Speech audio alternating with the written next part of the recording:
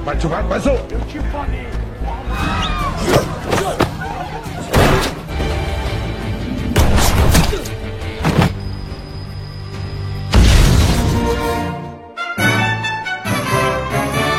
Assalamualaikum lur, gimana kabarnya? Kembali lagi di Roh Film, channel yang sepi yang gak tahu sampai kapan. Bagaimana jika pembunuh bayaran dapat merekayasa pembunuhan seperti sebuah kecelakaan?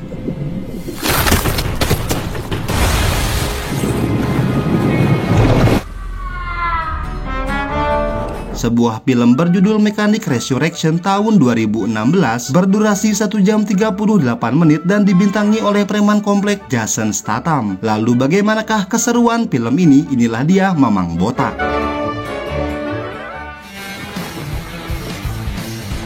Kisah akan berfokus pada seorang pria bernama Bishop yang sedang menjalani kehidupan normal di negara Brazil. Di suatu hari yang cerah, Bishop yang sedang sarapan didatangi wanita cantik bernama Rene. Rene dikirim bosnya untuk menggunakan jasa Bishop yang ahli membunuh seperti sebuah kecelakaan. Rene yang tidak bekerja sendirian mengancam Bishop akan membongkar kematiannya apabila Bishop menolak tawaran tersebut. Dikarenakan sudah terkepung dan mendapat ancaman, Bishop justru memfoto Rene dan melakukan perlawanan.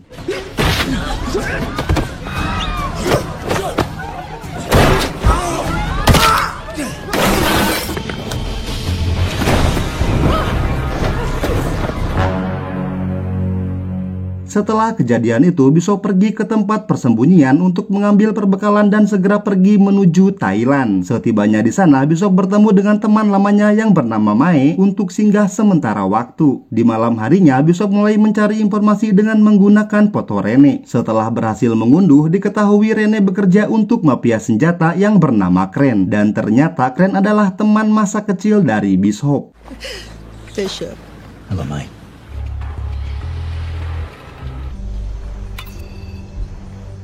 Keesokan harinya, Bishop yang siaga memantau turis asing yang singgah di tempat ini. Terlihat seorang wanita bernama Gina yang membutuhkan obat P3K untuk mengobati luka lebam di tangannya. Hingga menjelang malam, Mei yang merasa kasihan segera menyuruh Bishop untuk menolong Gina yang sedang mengalami KDRT. Awalnya, Bishop yang tidak mau ikut campur masalah orang lain terpaksa turun tangan karena permintaan Mei yang sudah Bishop anggap sebagai saudaranya. Who the fuck are you?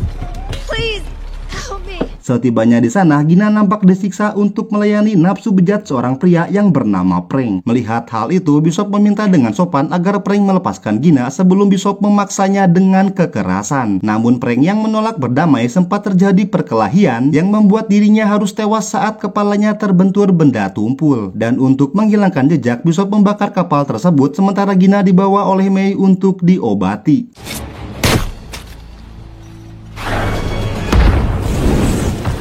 Setibanya di kamar, Bishop bertanya kepada Gina apakah dia bekerja untuk Crane karena di HP Gina terdapat foto Bishop. Setelah diancam, akhirnya Gina mengakui bahwa dirinya disuruh Crane untuk mendekati Bishop, merayu Bishop untuk melakukan pembunuhan. Hal itu Gina lakukan karena Gina pun mendapat ancaman yang membuatnya terpaksa untuk melakukan semua ini.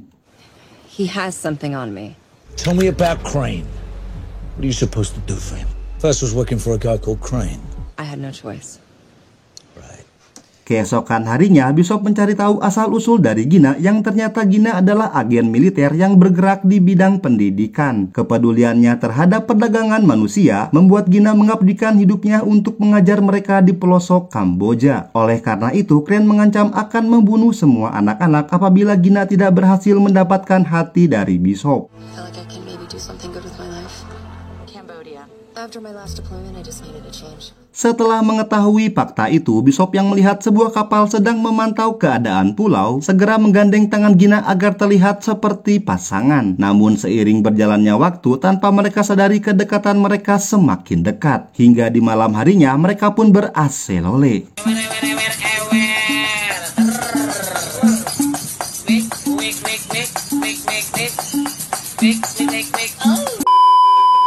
Setelah beraselole, Bishop menceritakan masa kecilnya. Di saat Bishop masih kecil, dia dijual ke gangster timur untuk mendapatkan pendidikan militer. Namun di suatu hari, Bishop berhasil kabur sedangkan Crane harus tertangkap dan mendapat hukuman. Karena itu, Crane ingin balas dendam kepada Bishop sambil membunuh semua saingan bisnisnya.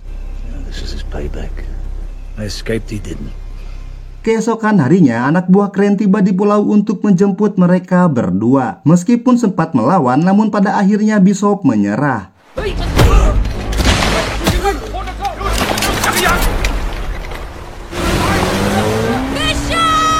Di sebuah rumah yang dipenuhi penjaga, Bishop bertemu dengan Crane untuk membahas misi tersebut. Terdapat 3 target yang merupakan saingan bisnis Crane yang harus Bishop bunuh, namun kematiannya harus seperti sebuah kecelakaan. Jika kematian target terlihat seperti pembunuhan, maka Gina akan dibunuh. Well, no, hello, nice to see you after all these years. And since that concludes our business for the moment, 3 kills, Arthur. Get the girl back. Target pertama Bishop bernama Krill yang merupakan panglima perang Afrika dan termasuk pedagang senjata terbesar di sana. Namun masalahnya, Krill berada di penjara Malaysia yang terletak di tengah laut yang dipenuhi ikan hiu. Tak hanya itu, setiap waktunya Krill dijaga oleh anak buahnya yang setia. to the kill, or the fuel cell will degrade, and we'll never find you. His name is Krill, mass murderer and warlord. I need you. You're the best. Untuk masuk ke dalam penjara, Bishop menyamar sebagai penjahat yang paling dicari di Malaysia yang memiliki kepala botak dan tato dadu di wajahnya. Tak hanya itu, Bishop juga membeli bahan peledak yang disimpan di dalam sebatang rokok dan membeli krim anti-hiu agar dirinya bisa berenang dengan bebas di lautan. Setelah persiapan selesai, Bishop berjalan sempoyongan di depan polisi Malaysia agar dirinya bisa tertangkap.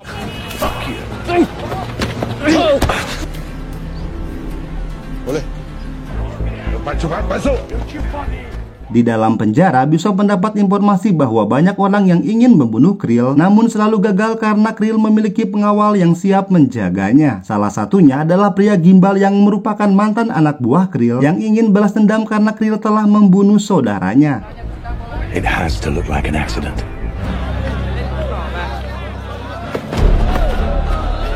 Di saat jam istirahat, Bishop menghentikan pria gimbal yang ingin membunuh Krill saat Krill sedang berolahraga. Dikarenakan sudah menyelamatkan hidupnya, Krill mengajak Bishop untuk makan bersama sebagai tanda terima kasih karena sudah menolongnya.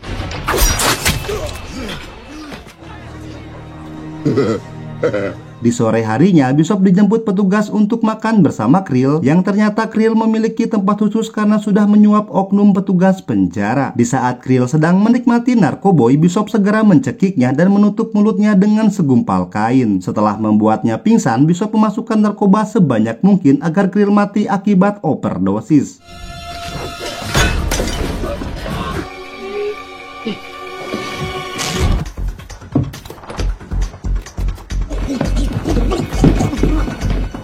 Mendengar suara keributan, anak buah Krill yang sedang berjaga segera masuk ke dalam ruangan. Namun setibanya di sana, Bishop menyuruh mereka untuk tidak berisik karena Krill sedang berdoa. Di saat jam istirahat berakhir, Bishop segera menempelkan peledak yang tersimpan di dalam rokoknya untuk menjebol tembok penjara. Sebelum pergi, Bishop menyalakan GPS dan mengoleskan krim anti-hiu agar dirinya bisa berenang dengan bebas.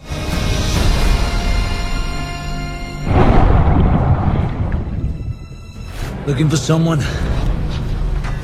Setelah membunuh Krill, Bishop memiliki waktu sebanyak 36 jam untuk membunuh target selanjutnya yang bernama Adrian Cook. Di sebuah negeri kanguru, tepatnya di kota Sydney, di sanalah Cook berada. Diketahui Cook merupakan pengusaha pertambangan, namun memiliki usaha lain yaitu memperjualbelikan manusia di kawasan Asia Australia. Cook's paranoia is only trumped by his ego, tuning human trafficking, specializing in underage. Setibanya di Sydney, Bishop mulai menggali informasi mengenai aktivitas Cook setiap harinya. Dimulai dengan jam berapa Cook berolahraga hingga saat berenang di lantai atas. Dan untuk mempermudah misinya, Bishop berpura-pura sebagai pembeli hanya untuk mendapatkan foto kunci apartemen.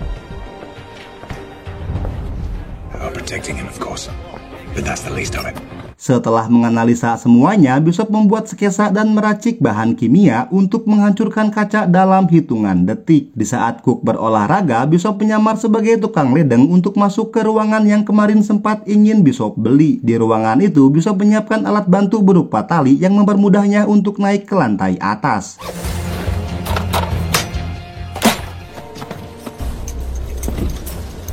Setelah sampai di bawah kolam renang, Bishop mulai mengebor kaca dan memasukkan sedikit cairan kimia. Tepat di waktu yang sama, Cook yang sedang berenang terkejut saat melihat Bishop yang menemplok di bawah kaca. Lalu tiba-tiba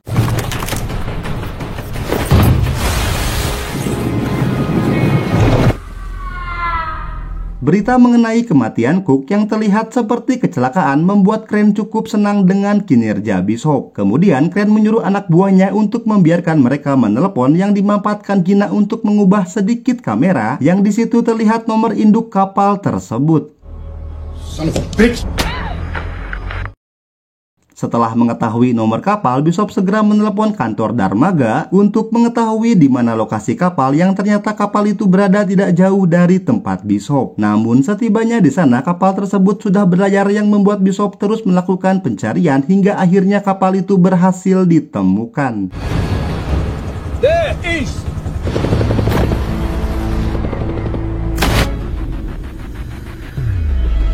Secara perlahan, Bishop menaiki kapal dan mengalahkan satu persatu penjaga. Yang anehnya tidak ada satupun tembakan penjaga yang berhasil mengenai tubuh Bishop. Namun pada akhirnya satu lawan banyak Bishop berhasil dilumpuhkan.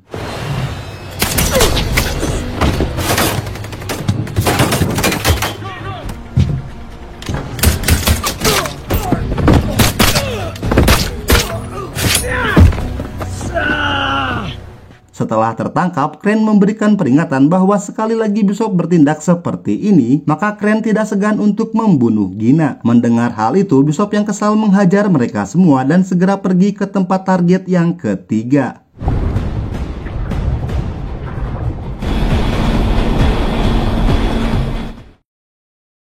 Di negara Bulgaria, tepatnya di Laut Mati Kota Varna, Bishop harus membunuh seorang pedagang senjata yang bernama Max Adam. Saat ini, Adam tinggal di sebuah tugu yang dimana tingkat keamanan jauh lebih sulit dibandingkan kedua target sebelumnya. Akibat kematian Creel dan Cook membuat Adam semakin memperketat penjagaan. His name is Max Adams.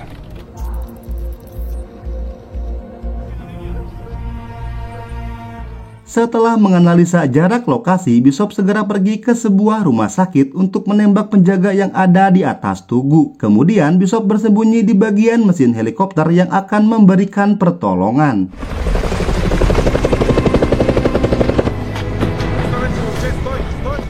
Setibanya di sana, Bishop menempelkan sebuah alat yang dapat merusak sistem CCTV. Kemudian dengan santainya, Bishop melumpuhkan satu persatu penjaga hingga dirinya berhasil masuk ke dalam saluran lift. Sedangkan di tempat lain, penjaga segera membawa Adam untuk berlindung di bawah bunker yang dimana hanya Adam yang dapat membuka pintu tersebut.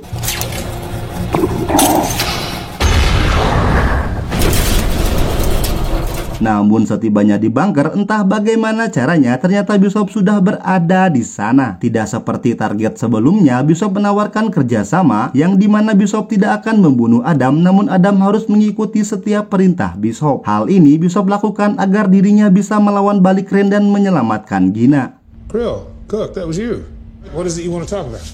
I want to help you avoid an accident. Setelah sepakat, Bishop berencana memancing sebagian pasukan Crane yang akan mengambil kapal selam milik Adam. Namun sebelum kejadian itu terjadi, Adam harus mati terlebih dahulu.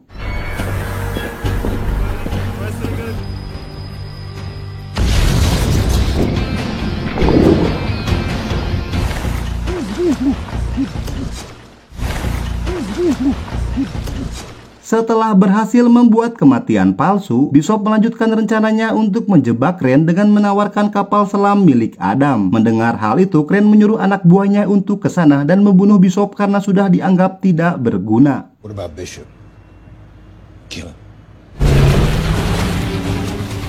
Di tempat kapal, Bishop menyiapkan berbagai jebakan untuk melawan pasukan Crane yang akan segera tiba. Tak berselang lama, pasukan Crane datang dengan membawa kamera agar Crane dapat melihat langsung dari jauh. Namun setibanya di sana, mereka sudah masuk ke dalam jebakan yang dimana satu persatu pasukan berhasil dilumpuhkan.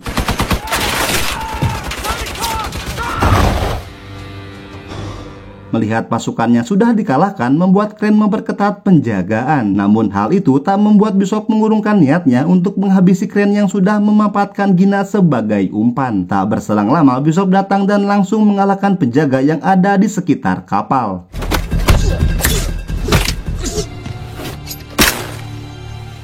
Melihat kedatangan Bishop, Crane segera membawa kembali Gina untuk dijadikan sebagai sandera. Tak hanya itu, Crane segera menyalakan bom waktu dan berencana pergi menggunakan helikopter. Sedangkan di tempat lain, Bishop harus melawan anak buah Crane yang terus berdatangan untuk menghentikannya.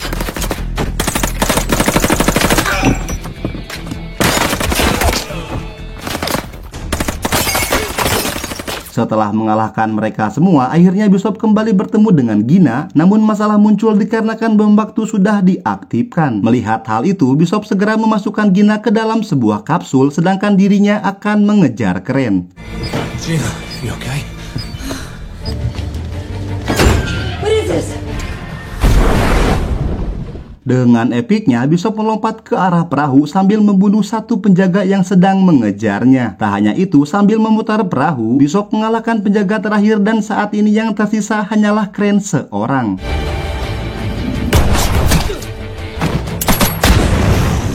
Seperti biasa, pertarungan terakhir selalu diakhiri dengan baku hantam. Tentunya dari segi fisik, Bishop berhasil mengalahkan Crane dan mengikatnya dengan jangkar kapal. Namun di saat bom akan meledak, Bishop justru masuk ke dalam kapal. Lalu tiba-tiba...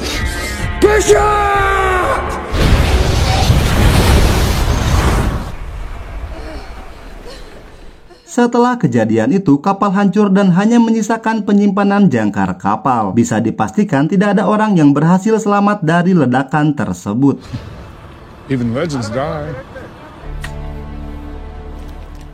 Di sebuah tempat penampungan anak, Gina yang sedang mengajar terkejut saat melihat Bishop yang ternyata masih hidup. Sedikit flashback, ternyata di dalam penyimpanan jangkar, Bishop bersembunyi untuk menghindari ledakan kapal. Dan di malam harinya, kamera CCTV menangkap Bishop yang sedang keluar secara perlahan. Tamat.